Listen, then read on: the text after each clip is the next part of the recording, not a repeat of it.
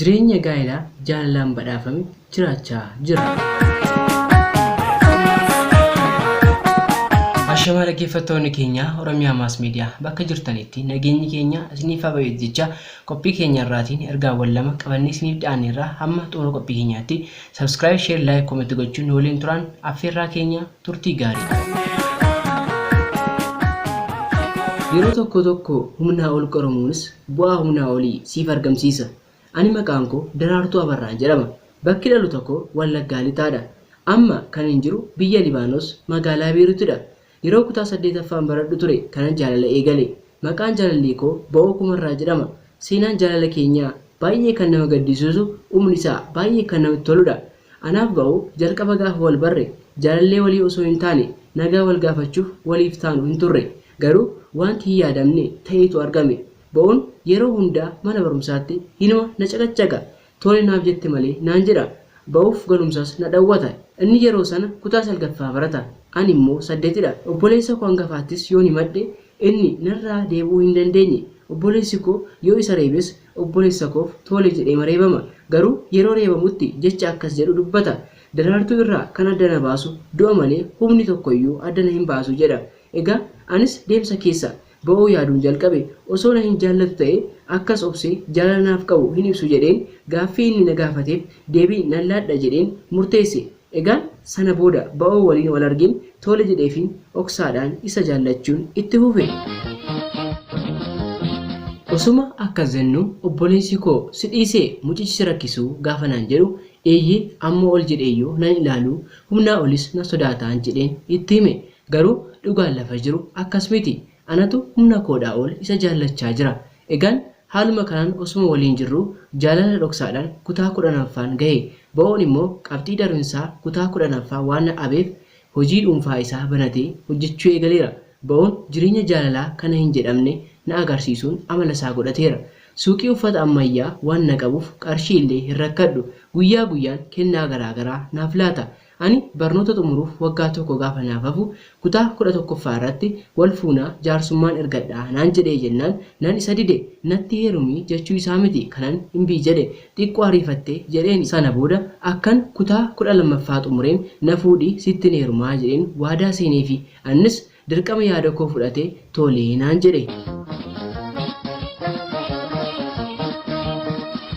Egaan Ba'oon waggaa tokko keessatti uffata daldala ammayyaa hojjetee mana nuuf ijaare.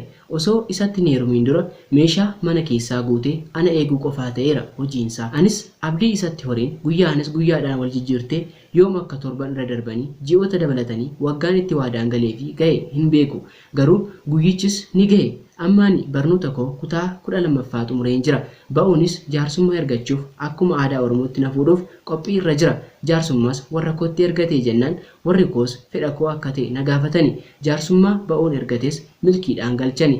Anaaf Ba'oon jaalala keenya inni kutaa 9ffaa irratti ani immoo kutaa 8ffaa irratti waliin jalqabne bultoo itti ijaarrannee jireenya gaa'elaa jaalalaan badhaafame jiraachaa jirra. Yeroo ammaa kanatti Ba'oo koodhaaf daa'ima 2 daheen jira.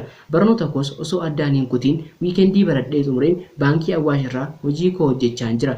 Akkuman amma gammade Rabbiin umurii gammachuu kee fi jaalala kee siif haa dheeressu naan jedha. Miidiyaa kana yeroo hundaan hordofa. Sana booda anis maaliif seenaa jireenya koo badhaasa uumaan na badhaase maaf hin dubbadhu jedheen barreessee ergadhe. Waan obsaan na waliin turtaniif guddaa galatooma. Jaalala milkaa'aa fi gammachuu qabus isin haa kennu galatooma. Akkan jaalala keedhaan qabame maaliin sitti agarsiisu laata?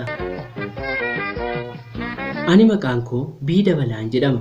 Bakki dhaloota koo Oromiyaa keessadha. Amma kan hin jiraadhu biyya Kwaataaridha. Mudannoon koo akkas ture. Wal bariinsi keenya karaa imoo kan ta'edha. Sana booda biyyuman keessa jirutti qaamaan wal arginee haasofnee turre. Maqaan jaalallee koo ani isa jaalladhu Addisuu Margaa jedhama. Mucaa kana jalqaba gaafan bare akkas jaalalasaan nan booji'amaa jedhee hin yaanne. Addisuu waliin akkas hiriyoomna jedhee hin beeku. Garuu hiriyummaarra darbeen jaalalasaan qabameen jira. Inni garuu homaa hin beeku. Imoo irratti gaafa haasofnu jechoota baay'ee haamilee namatti horan naaf barreessa. Yeroo hundaa gorsisaa anaaf addadha. Akka carraa ta'e immoo Addisuun biyya Kwaataar keessatti dooktaradha. Bakki dhaloota isaa Oromiyaa keessa. Abbaanis haadhaanis immoo Oromoo qulqulluudha. Guyyaa tokko eessa jiraattaa jedhee na gaafatee jennaan biyya Qaataar keessan jiraadhaa jedheen barreessee fi sana booda qaamaan wal arguu dandeenya anis asuma dhaanaan jedhe. Yeroo kanatti humnaa ol nan gammade, gammachuun koos daangaa dhabe. Nama biyya koo Oromoo akka koon argadhee jedheen tole wal argina jennee walii gallee wal argine. Egaan guyyaa sanaa kaasee yeroo yerootti qaamaan wal arguu jalqabne. Yeroof addisuutiin waan hin jedhee ibsuu hin qabu. Baay'ee bareeda, qalbii namaas kanatudha. Dubarri isa agartee bira dabartu jirti natti hin fakkaatu. Keessumaa amalli isaa adduma. Anaanis kan namoote wantoota isaa kana ture nan jaalladhe. Inni garuu waa'ee jaalala obbolummaa malee kan biraa hin beeku. Akka inni baruuf wantoota hedduus yaaleera. Garuu inni baruu hin dandeenye. Ani maradhe falasaas wallaale. Itti dubbachuu nan sodaadhe maalan godhaa. Addisuu yoo na dhageesseef maaloo sin jaalladha naan jedhe. Baay'ee miidhamaan jira jaalala keetiin. Kanaaf addii koo na hin miidhe jaalala keen. Sin jaalladha hamma yaaddoo olitti. Ana bii dabalaa biyya Qaataar irraa.